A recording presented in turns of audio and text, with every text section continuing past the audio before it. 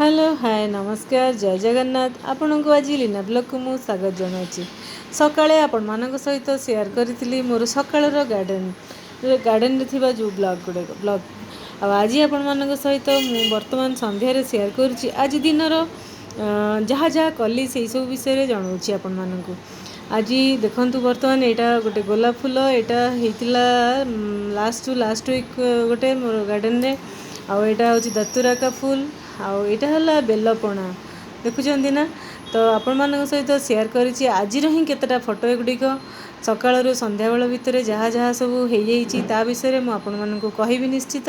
प्रथम आपण ये क्लिप गुड़िक देखी नियंतु ये हूँ डुगु आए आम ऑफिस रु जाइलु समस्ते बुलायापी तो देखु तो से विषय भी मुझे आपको जनइबी। प्रथम मुझे सहित से क्लिप गुड़ाक शेयर करी जदि आपण मानक भल लगुच तेज लाइक करेंगे शेयर करेंगे आउ जदि बेसी भल लगुथिबो ताहले प्लीज सब्सक्राइब करदेवे जदि नुआ देखुचंती देखुथांतु प्रथमे तापरे मु आपण मानकु जणेबी प्रकृत रे हेछि कोन।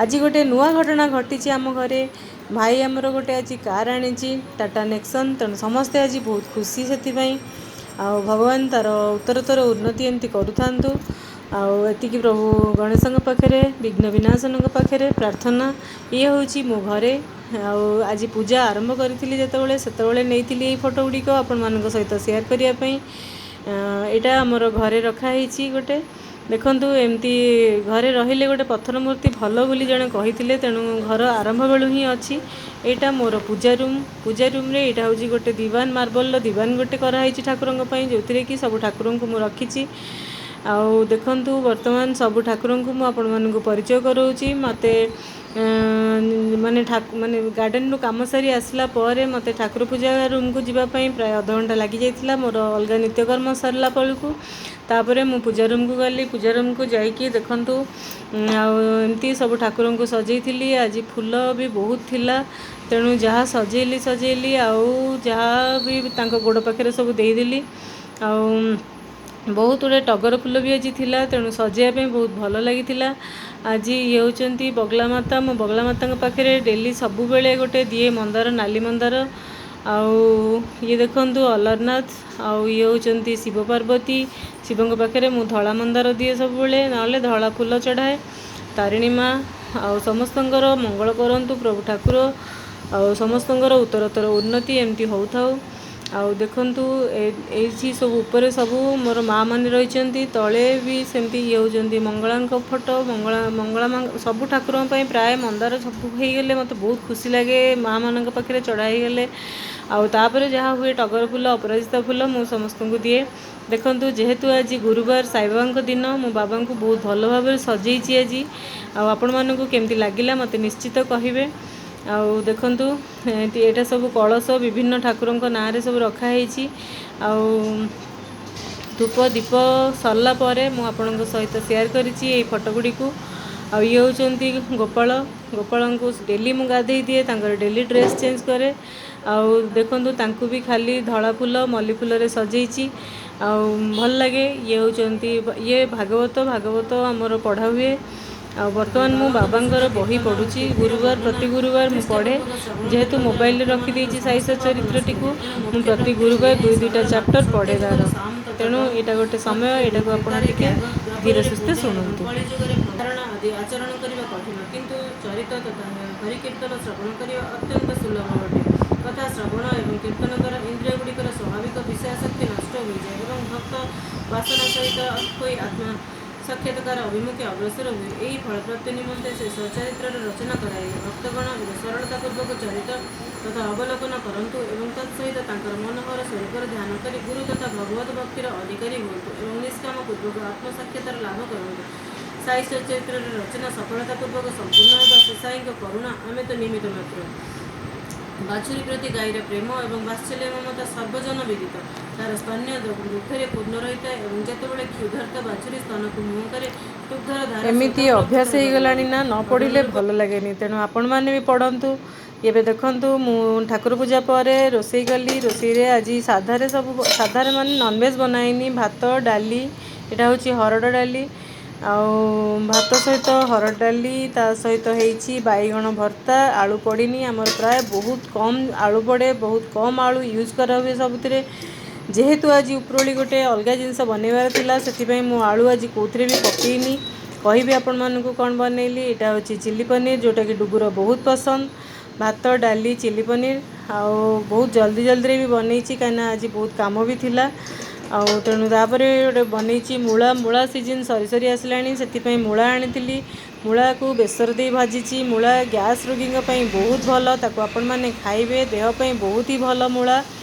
ଆଉ ଆଜି ଆପଣଙ୍କ ସହିତ ସେୟାର କରୁଛି ମୁଁ କ'ଣ ଖାଇକି ଗଲି। ମୁଁ ଗୋଟେ ବଢ଼ିଆ ଜିନିଷ ଆଜି ଖାଇଲି। ଦେଖନ୍ତୁ, ଏଇଟା ହେଉଛି କ'ଣ କହିଲେ, ବେଲପଣା।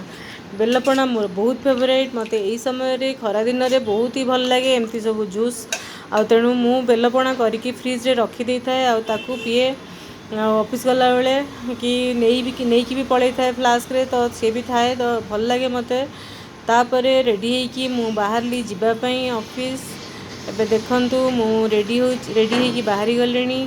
ଆଉ ଡୁଗୁ ତା'ର ରହିବ ଆରାମରେ, ତା ପାଇଁ ଖାଇବା ବନା ହେଇଯାଇଛି, ତା ପାଇଁ ଟିଫିନ୍ ବି ମୁଁ ସଜାଡ଼ିକି ଯାଇଛି, ସେ ରହିବ ତା'ର। ଆଉ ତା'ର ସେ ପାଠ ପଢ଼ାପଢ଼ି କରେ ଘରେ।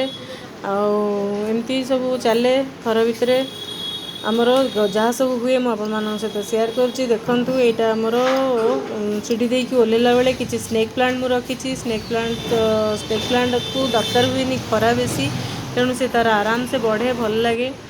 ଆଉ ଏଇଟା ଦେଖନ୍ତୁ, ଏଇଟା ମୁଁ ଜଷ୍ଟ ଆମର ସିଡ଼ିରୁ ବାହାରୁଛି। ଆଉ ଏଇଟା ହେଉଛି ଆମର ସେଠିରୁ ଭୁଲି ଯାଇଥିଲି ଟିଫିନ୍ ବ୍ୟାଗ୍, ପୁଣି ଆଉଥରେ ଆସିଲେ ଟିଫିନ୍ ବ୍ୟାଗ୍ ନେବା ପାଇଁ। ଯେତେବେଳେ ବି ବାହାରକୁ ତେଣୁ ନେଇକି ଯାଉଛନ୍ତି ବର୍ତ୍ତମାନ ମୁଁ ବାହାରି ଗଲିଣି। ନିଶ୍ଚିତ ଭାବରେ ଅପେକ୍ଷା କରିଛି ଆପଣ ଗୋଟେ ଜାଗାକୁ କରୋନାର ଯିବି ବୋଲି। ସେଫ୍ଟି ଗାର୍ଡ ଆଉ ସବୁ ନେଇକି ଚାଲନ୍ତୁ, ତାହେଲେ ଦେଖନ୍ତୁ, ଭଲ ହେବ। ସମ୍ପୂର୍ଣ୍ଣ କରୋନା କାହିଁକି ନା କଟକଣା ଏବେ ଭିତରେ ମୁଁ କରୋନା ଅଛି। ପଳେଇ ଯାଇଛି ବୋଲି ଲୋକ ମାସ୍କ ଭାବିକି ଲଗେଇଛି। ମାସ୍କ ଦେଉନାହାନ୍ତି, କିନ୍ତୁ ମାସ୍କ ଏବେ ନିହାତି ଦରକାର ଦେବା। କାହିଁକି ନା ଆମେ ଆଉ ଚାହୁଁନି କି ସେଇସବୁ ପରିସ୍ଥିତି ଆମ ପାଇଁ ସୃଷ୍ଟି ହେଉ, ଲକଡାଉନ୍ ହେଉ, ସମସ୍ତଙ୍କର ମାନେ ଇକୋନୋମିକ୍ ଡାଉନ୍ ହେଉ। ତେଣୁକରି ଆମେ ସମସ୍ତେ ଆମର ମାନେ କରୋନା କଟକଣା ଭିତରେ ଯିବା ଆବଶ୍ୟକ। ଏବେ ମୁଁ ଯାଉଛି ବର୍ତ୍ତମାନ ଗୋଟେ ଏରିଆକୁ, ଆପଣଙ୍କୁ ଦେଖେଇବି ସେଠି କ'ଣ କ'ଣ ହେଲା। ଘରଠୁ ବାହାରକୁ ବାହାରିଲା ମାନେ ଦୟାକରି ମାସ୍କ ଲଗାନ୍ତୁ। ଏବେ ଆମେ ଆସି ପହଞ୍ଚିଗଲୁ ଫିଲ୍ଡରେ। ଦେଖନ୍ତୁ, ଆମେ ଗୋଟେ ଆଜି ଫିଲ୍ଡ ଭିଜିଟ୍ରେ ଯାଇଥିଲୁ। ଆଉ ଆମେ ସମସ୍ତେ ଏଠି